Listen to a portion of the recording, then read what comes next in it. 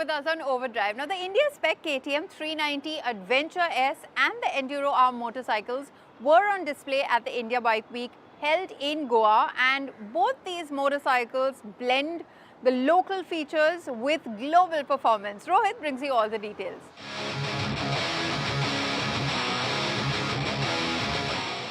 We are in Goa for the India Bike Week. It is hot in Goa, as you would expect, but turning up the heat is, of course, KTM.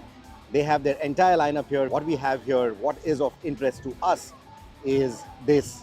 This is the new KTM 390 Adventure S. The S is what will be the range topper for the Indian market. So that stance is the main deal here that's going to instantly tell you this is the new 390 that you're looking at.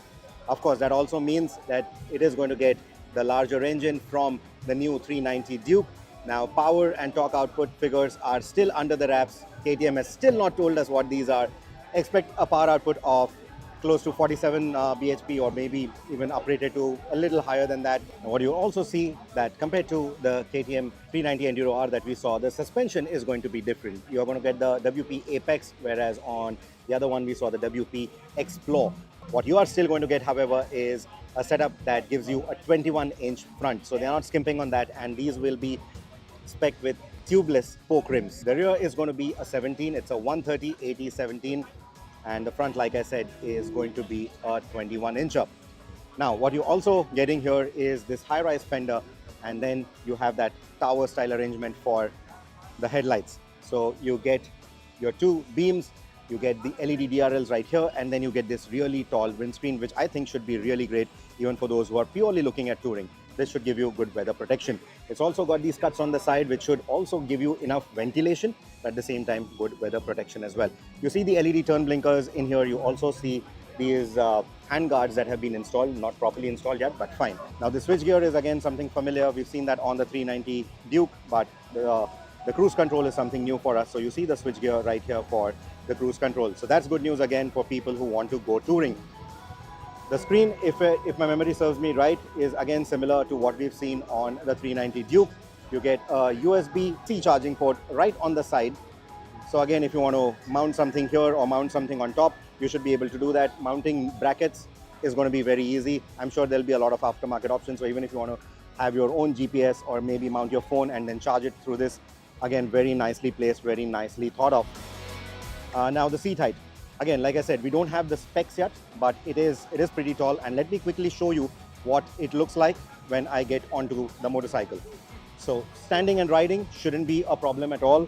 You are able to nicely grip on very easily. The seat has been designed that way, and it's a very slim profile that you get here. So standing and riding shouldn't be a problem at all. And in terms of absolute ergonomics, I'm getting both my feet flat on the ground. So no problem there either, getting both my feet absolutely flat on the ground. I'm 5'8" for reference, so even there it shouldn't be a problem either. Riding ergonomics seem absolutely comfortable. The overall riding posture seems nice and upright, so you should be good in that sense. In terms of the tank capacity, I'm guessing it's going to be between 17 to 18 liters. It's up from the 390 Duke, of course, up from the outgoing 390 Adventure as well. So that is going to be the other additional bit. Now, in terms of the suspension, you will see that you get adjustability for the monoshock. You also get adjustability for the forks, which is, again, a good news for people who want to look at an all-rounder from KTM. So, quite impressive. I quite like it. And now waiting to ride it. When will that happen? I'm told it might happen as early as January 2025.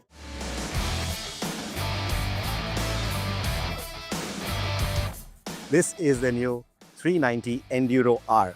You obviously showed it at the EICMA. Let's quickly have a look at it again, because this has been confirmed for India. It is coming to India. So how is it different than the 390 Adventure?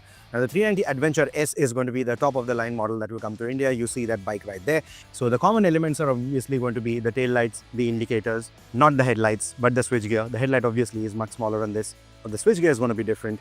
The TFT or the little instrumentation is going to be different. I'm not sure if it's a TFT or if it's just going to be like a normal LCD. But yeah, the switchgear is going to be pretty similar. This, however, is different, because here is what you here you get what really matters. So this is going to be a joystick, a 4-way joystick for obviously controlling things over there. And then you also get this ABS switch, because that is something that you will need more often than not on a motorcycle like this. The handlebar is obviously going to be shorter as well. We are looking at a similar tank, if I'm not wrong. I think this is going to be similar, but might just be smaller in capacity. I'm not very sure, but the design is very similar.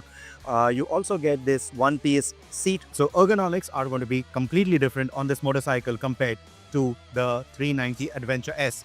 Now we are also looking at different tires and wheels.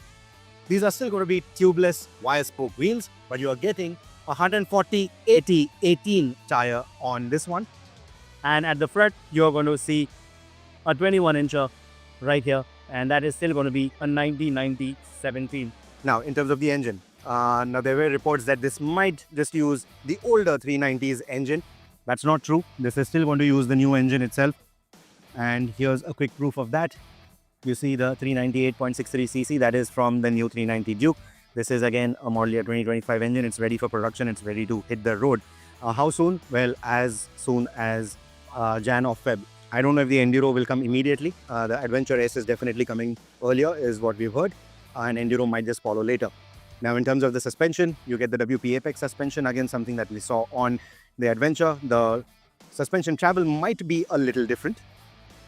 And you get adjustability for the front and for the rear. Now the rear monoshock, again an offset monoshock like we've seen on the 390. And let me just quickly get onto the motorcycle and show you. So this is what your riding posture is going to be like. Moving front and back shouldn't be a problem at all. Again, a narrow profile like we saw on the Adventure, so that shouldn't be a problem either. But like I said, it's road legal. You also get a USB-C port right here, or when you want to maybe just put your phone for navigation or your GPS for navigation, because you're probably going to be going to the unknown.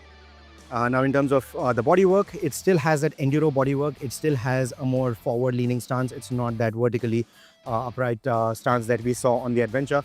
So that is again going to be from that whole Adventure school of thought, and KTM knows that really well, more than anyone else, right? So that is already quite nicely done. You get a normal key over here as well, like we saw on the 390 Adventure. That's it then from us on this week's edition of Overdrive. But remember, you can stay in touch with the team through our various social media platforms, and you can follow us on YouTube as well. We'll see you next week. Until then, goodbye. Many thanks for watching.